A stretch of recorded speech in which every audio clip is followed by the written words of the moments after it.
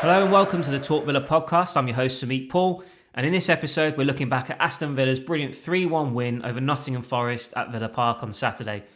Villa dominated the first half, but we had to wait until just before half-time as Ollie Watkins struck from distance with a brilliant effort to break the deadlock. It was John McGinn's early goal in the second half that appeared to set us on our way to a comfortable victory.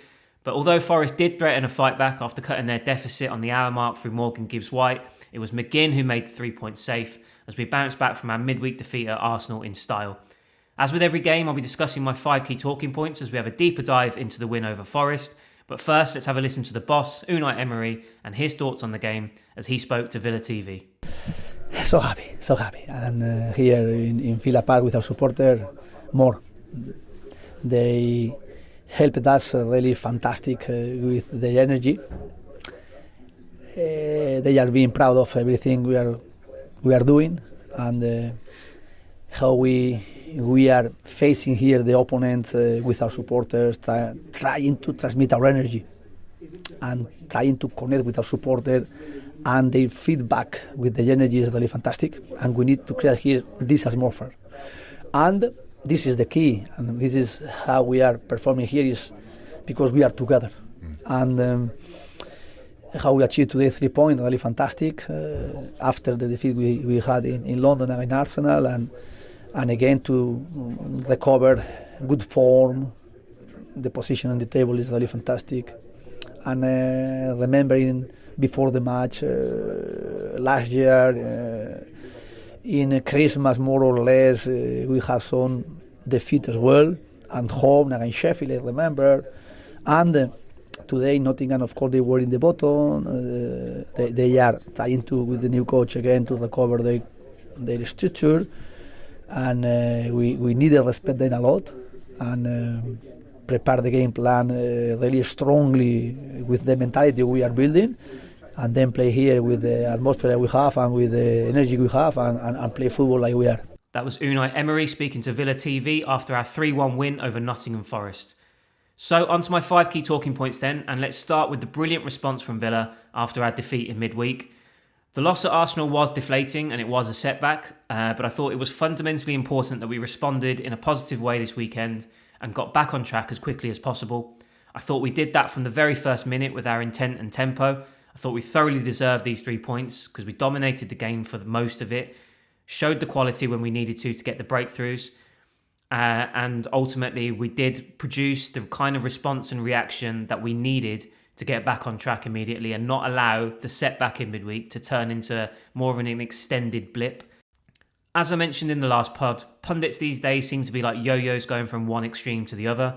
After Tuesday night, we were dismissed as being title contenders, even though it was the hype that the pundits and the broadcasters build up, and it didn't come from us. And now apparently we're right back in it again, having won another game. As I've maintained throughout this whole season so far, this is another massive win for our Champions League qualification hopes. We can now sit back and enjoy the rest of the weekend, watch it unfold, and hope that our rivals drop points in that particular race. But this win solidifies our position in the top 4 even more than before kickoff. And just hats off to the players for producing a brilliant response and immediately getting back to winning ways after the disappointment of midweek. On to the second point then, and that is a patient Villa finding the quality against the side sitting deep.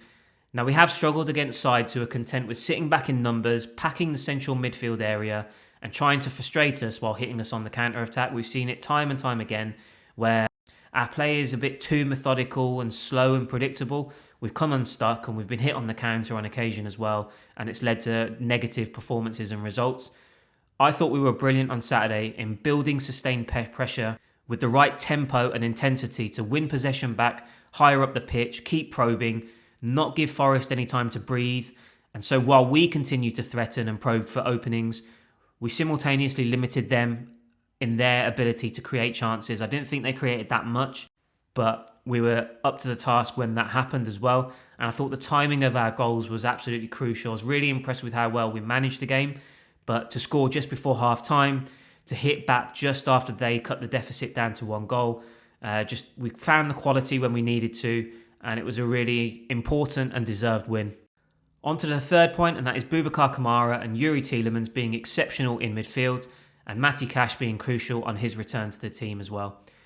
Now, none of us needed a reminder as to how important Boubacar Kamara is for us, but he showed it anyway. I thought he was on a different level in this game, breaking play up, winning possession back, and just dominating the midfield area in general. Along with Yuri Tielemans, they dictated everything.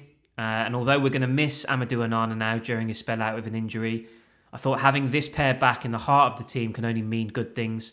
As I say, Kamara was just brilliant in his intelligence, his positioning, his reading of the game, just to be just such a dominant force in that midfield area. Not necessarily from a physical aspect, but we've seen it over the last few years now, how he's just able to dictate and control games. And you've got the quality and the class of Tielemans next to him. I thought the pair of them were excellent. Tielemans was involved in practically all 3 goals in some form.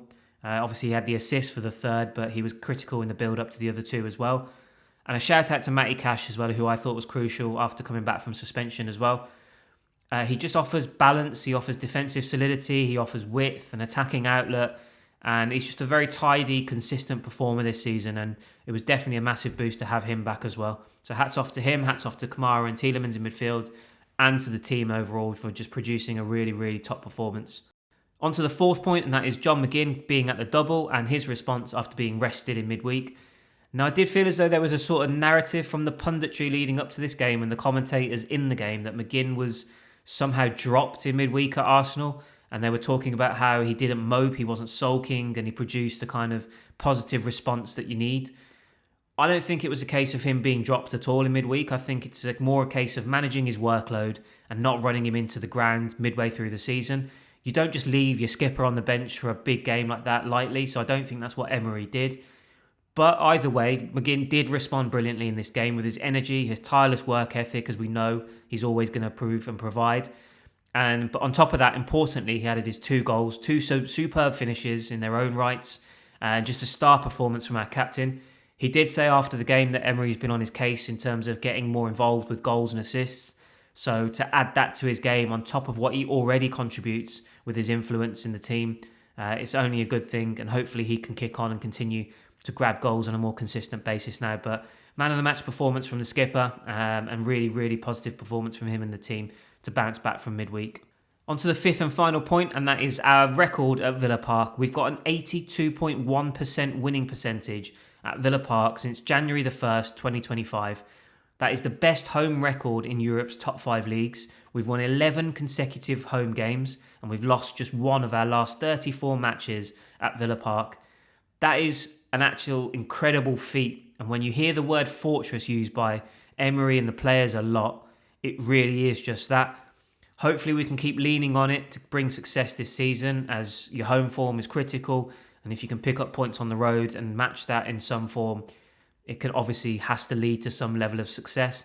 It's a real good time to be a Villa fan right now, especially for those who are at the stadium every other week.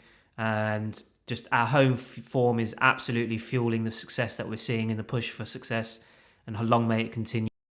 So what were your talking points from our win over Nottingham Forest? If you're listening on YouTube, leave your comments below. For those listening to the pod via Apple Podcasts, Spotify or other means, head over to talkvilla.substack.com and get involved in the conversation over there. A quick word on our transfer news before I say goodbye. Villa obviously confirmed the signing of Alisson this week from Gremio in a deal believed to be worth 12 million euros in total, 10 million in an initial fee and then 2 million in add-ons. There's obviously real intrigue surrounding our plan for the 19-year-old Brazilian winger. Is he going to stay with us? Is he going to play a role in the second half of the season? Are we going to loan him out? Or is he going to be a long-term solution for Emery? Lots of questions, and we'll get the answers in the next few months. But there's no denying that he's a top talent with real potential. Yes, he's still raw and his stats don't jump off the page to you, but he was a real key player for Gremio in an underwhelming season for them this past year. But he fits the Emery profile perfectly. He's a left-footed, right-sided winger in the mould of the likes of Moussa Diaby and Leon Bailey, who have come and gone before him.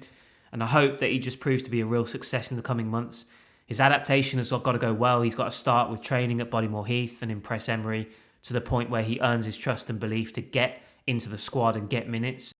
As I say, said all the right things, left a positive impression as to what he wants to achieve and what he can bring to the team.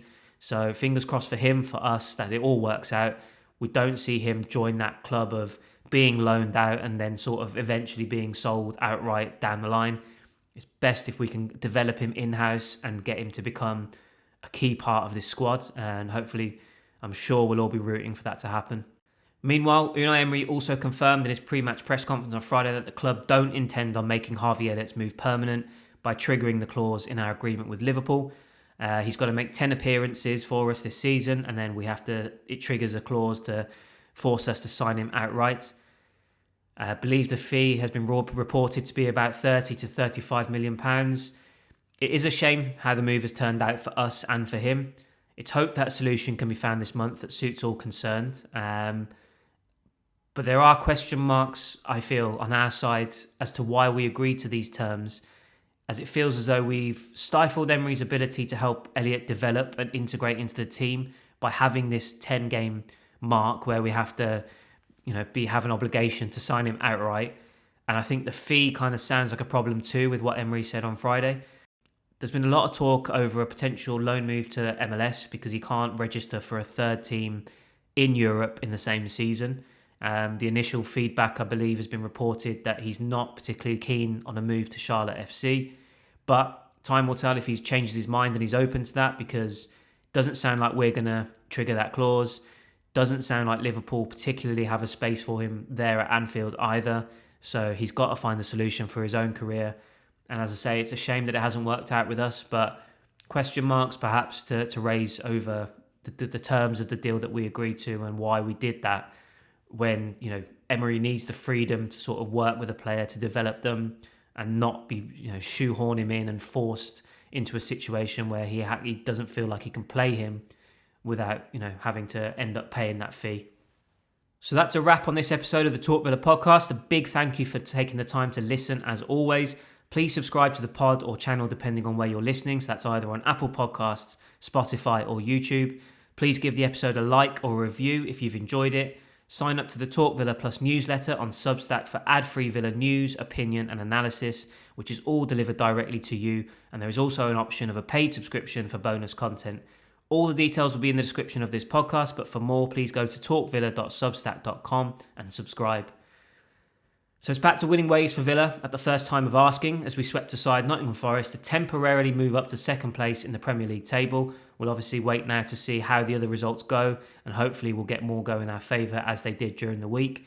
It's hoped that we see others drop points, including the likes of Liverpool, Chelsea and Manchester United behind us, but obviously it would add to the fun if Manchester City and Arsenal do as well. We now prepare for a trip to Selhurst Park to face Crystal Palace, as we look to end our poor run against them in recent years. That's not going to be an easy game, and hopefully we can continue this remarkable season that we're having by ending that sort of run against one of our bogey teams. We'll have to be at our absolute best again in that one, and I'll be back in midweek to discuss the big talking points from that game and our ongoing transfer business, as it does sound as though it's going to be a busy transfer window for us. But enjoy the win, enjoy getting back to winning ways and the positive response from the players this weekend. Until next time, up the Villa.